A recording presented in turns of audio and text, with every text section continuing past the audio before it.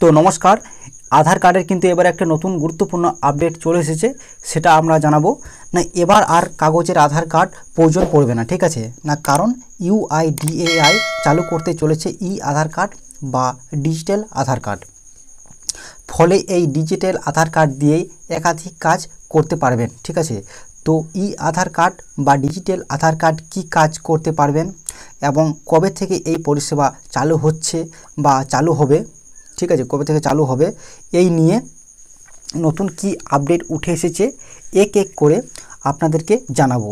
তাছাড়া কাগজের এই আধার কার্ড বাতিল হয়ে যাবে না বন্ধ হয়ে যাবে, সমস্ত এই ভিডিওতে জানতে পারবেন আপনারা। তো চলুন বন্ধুরা, ভিডিওটা শুরু করা যাক। তো অবশ্যই আপনারা ভিডিওটা শুরু থেকে শেষ পর্যন্ত দেখবেন এবং ভিডিওটি ভালো লাগলে একটা সাবস্ক্রাইব করবেন চ্যানেলটিতে। তো চলুন ভিডিওটা শুরু করা যাক। তো দেখুন বন্ধুরা, এই প্রতিবেদনে কি বলা হয়েছে না, কাগজের আধার কার্ডের দিন শেষ, এবার সব হবে ডিজিটালভাবে, নয়া প্রযুক্তি ইউআইডিএআই, ঠিক আছে। তো চলুন নেক্সট পেজে। তো দেখুন বন্ধুরা, এখানে কি বলা হয়েছে,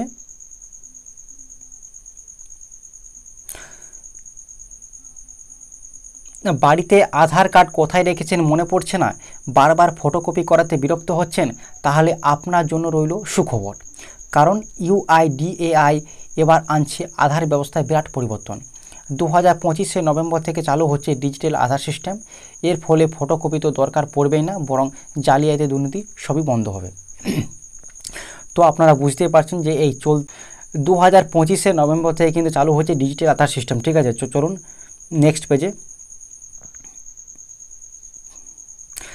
কি এই নতুন ডিজিটাল আধার সিস্টেম না, ইউআইডিএআই এর নয়া প্রকল্প না, আধার কার্ডের প্রতিটি তথ্য এবার সুরক্ষিত থাকবে একটি কিউআর কোড ভিত্তিক ডিজিটাল ফরম্যাটে। এর ফলে কাগজের আধার ব্যবহার করানো প্রয়োজন পড়বে না। আপনারা যে এতদিন আধার কার্ডে জেরক্স করে জমা দিচ্ছেন, সেটা কিন্তু আর কাগজে আধার কার্ডে আর জেরক্স প্রয়োজন পড়বে না, বরং প্রয়োজন মতো মার্কস ভার্সন বা ডিজিটাল ভার্সন অনলাইন থেকে ডাউনলোড করা যাবে। মার্কসড ভার্সনে জন্ম তারিখ, নাম, ছবি থাকবে, তবে সম্পূর্ণ আধার নাম্বার দেখা যাবে না। তো বিষয়টা বুঝতে পারছেন যে এবার কিন্তু আধার কার্ড আপনারা অনলাইন থেকে ডাউনলোড করে নিতে পারবেন, সেটা মার্কসড ভার্সনে থাকবে। সেক্ষেত্রে কিন্তু নাম, জন্ম তারিখ সমস্ত কিছু থাকবে, তবে আধার নাম্বারটা কিন্তু পুরোটা দেখা যাবে না, 4 থেকে 6টা সংখ্যা দেখা যাবে, বাকি যে আধার নাম্বারটা স্টার দেওয়া থাকবে সিকিউরিটির জন্য, ঠিক আছে। তো চলুন নেক্সট পেজে কি বলা হয়েছে। দেখুন বন্ধুরা, এখানে কি বলা হয়েছে,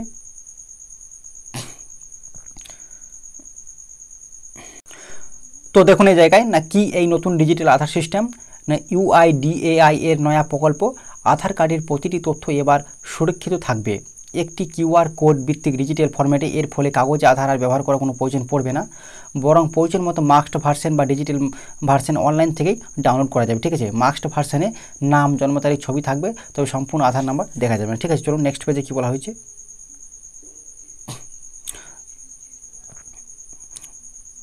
এই জায়গায় দেখবেন বন্ধুরা না, কেন এই উদ্যোগ নেওয়া হয়েছে, ঠিক আছে। আমরা কিন্তু দেখে নেব না কেন এই উদ্যোগটা হঠাৎ করে কিন্তু নেওয়া হয়েছে, ঠিক আছে। তো চলুন দেখা যাক এখানে কি বলা হয়েছে। আসলে বিগত কয়েক বছর ধরেই দেখা যাচ্ছে যে অনেকেই অন্যের আধার নাম্বার ব্যবহার করে বেআইনি কাজবাজ করে বেড়াচ্ছে, যেমন সিম তোলা, ব্যাঙ্ক অ্যাকাউন্ট খোলা ইত্যাদি। ইউআইডিএআই জানিয়েছেন যে এই ডিজিটাল সিস্টেম চালু হলে ফিজিক্যাল কার্ডের আর কোনো রকম প্রয়োজন পড়বে না, ফলে কেউ আর ফটোকপি ব্যবহার করে প্রতারণা করতে পারবে না। তো এই নিয়মটা যদি চালু হয়, তাহলে কিন্তু অনেক মানুষ প্রতারণা থেকে বাঁচবে, অর্থাৎ প্রতারণা করতে পারবেন, ঠিক আছে, সাইবাররা।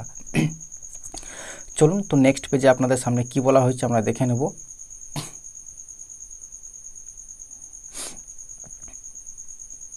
এখানে একটা নতুন যে আপডেট উঠেছে না, আপডেট আসছে বিশাল সুখবর। সেই সুখবরটা না কি রয়েছে আপডেটটা, চলুন এখানে। এই ডিজিটাল আধার সিস্টেম শুধুমাত্র শেয়ার করার সুবিধা দিচ্ছে না, বরং তথ্য পরিবর্তনের কাজও কিন্তু গতি আনছে। এবার সব কিছুই হবে অনলাইনে। এখন এনরোলমেন্ট সেন্টারে আর দৌড়াতে হবে না, ফোন নাম্বার, ঠিকানা, জন্ম তারিখ, নাম সবই ঘরে বসে আপডেট করা যাবে।